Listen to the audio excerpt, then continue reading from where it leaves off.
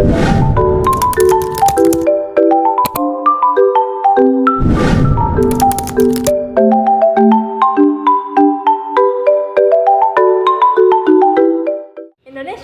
merupakan negara dengan keberagaman agama yang sangat besar seperti Islam, Kristen, Katolik, Hindu, Buddha, dan Konghucu. Keberagaman ini dijamin oleh Pancasila, khususnya Pancasila pertama, yaitu ketuhanan yang Maha Esa, yang memberikan kebebasan kepada setiap warga untuk memeluk agama dan beribadah sesuai keyakinannya masing-masing. Pancasila sebagai dasar negara dan pandangan hidup bangsa mencerminkan nilai-nilai luhur seperti moral, etika, dan sosial. Dalam konteks keberagaman ini, toleransi beragama menjadi hal yang penting untuk mencegah konflik, mendorong perdamaian, dan menjaga keutuhan bangsa. Toleransi beragama berarti menghormati dan menghargai keyakinan orang lain tanpa mencampuri isi kepercayaan tersebut. Sikap ini diwujudkan dengan tidak memaksakan agama kepada orang lain dan tidak merendahkan ajaran agama lain dan menghormati praktik ibadah yang berbeda. Dalam kehidupan sehari-hari, toleransi menjadi kunci terciptanya keharmonisan dan kehidupan sosial yang damai. Dengan menjunjung toleransi, masyarakat dapat hidup berdampingan meski berbeda keyakinan, serta menumbuhkan rasa persaudaraan dan solidaritas dalam keberagaman. Prinsip-prinsip toleransi dalam konteks Indonesia. Yang pertama, ada kebebasan beragama, di mana setiap individu berhak memilih dan menjalankan ajaran agamanya tanpa paksaan. Yang kedua, menghargai perbedaan yang menghormati keyakinan orang lain tanpa mencela atau menghina agama lain.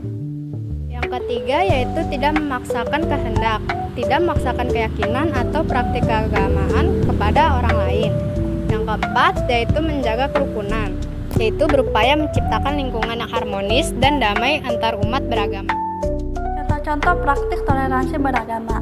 Yang pertama ada perayaan bersama, di mana umat muslim mengundang tetangga non-muslim saat Idul Fitri untuk bersilaturahmi. Yang kedua adalah dialog antar agama, yaitu menyelenggarakan diskusi antar umat beragama di universitas atau lembaga sosial untuk saling memahami. Yang ketiga ada kerjasama sosial, komunikasi multi religius bekerjasama dalam kegiatan sosial seperti gotong royong.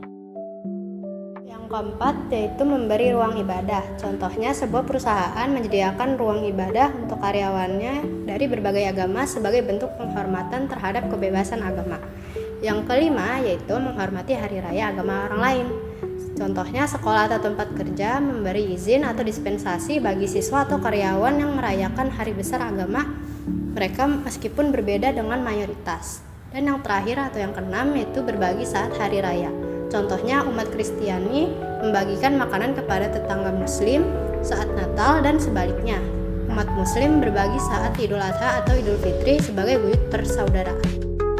Dalam Islam, konsep tasamuh berarti toleransi atau sikap lapang dada terhadap perbedaan. Ini mencakup menghormati keyakinan orang lain, tidak memaksakan ke agama lain, dan berbuat baik kepada sesama tanpa membedakan agama. Lakum dinukum waliyadin, untukmu agamamu dan untukku agamaku. Surat Al-Kafirun ayat 6. Untuk memeluk dan menjalankan agamanya masing-masing tanpa paksaan. Pernyataan untukmu agamamu dan untukkulah agamaku menunjukkan sikap saling menghormati dalam perbedaan keyakinan. Tidak memaksakan kepercayaannya kepada orang lain dan sebaliknya juga tidak menerima pemaksaan dari luar. Ayat ini mengajarkan bahwa perbedaan agama adalah suatu kenyataan yang harus disikapi dengan bijak dan damai, sehingga tercipta kehidupan sosial yang rukun dan harmonis. Nah, di sini adalah kesimpulan, yaitu toleransi dalam kehidupan beragama merupakan kunci penting untuk menjaga kedamaian untuk kerukunan di tengah masyarakat yang majemuk seperti Indonesia. Dalam kehidupan sehari-hari, kita sering bertemu dengan orang-orang yang memiliki agama dan kepercayaan yang berbeda. Dengan memiliki sikap toleransi, kita bisa saling menghargai, tidak memaksakan pendapat, dan hidup berdampingan secara damai. Toleransi bukan hanya soal menerima perbedaan, tetapi juga menunjukkan rasa hormat dan empati kepada sesama manusia. Selanjutnya itu saran. Sikap toleransi sebaiknya mulai dibiasakan sejak usia dini, baik dalam lingkungan keluarga, sekolah, maupun masyarakat. Pendidikan tentang nilai-nilai keberagaman dan saling menghormati harus tetap terus ditanamkan. Kita juga disarankan untuk tidak mudah terprovokasi oleh informasi yang menyesatkan atau memecah belah. Lebih baik kita belajar memahami perbedaan dengan membuka pikiran dan memperluas wawasan tentang agama serta budaya lain.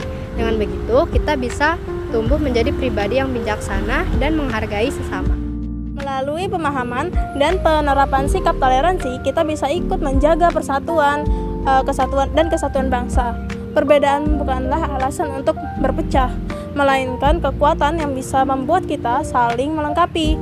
Semoga dengan materi ini kita dapat menjadi pengingat bagi kita semua bahwa hidup rukun dan damai adalah cita-cita bersama yang harus dijaga dengan sikap saling menghormati. Mari kita jadikan toleransi sebagai bandingan diri sebagai bagian dari kehidupan sehari-hari. Sekian dari kelompok kami. Mohon maaf bila ada kesalahan kata, baik sengaja maupun tidak sengaja. Wassalamualaikum warahmatullahi wabarakatuh.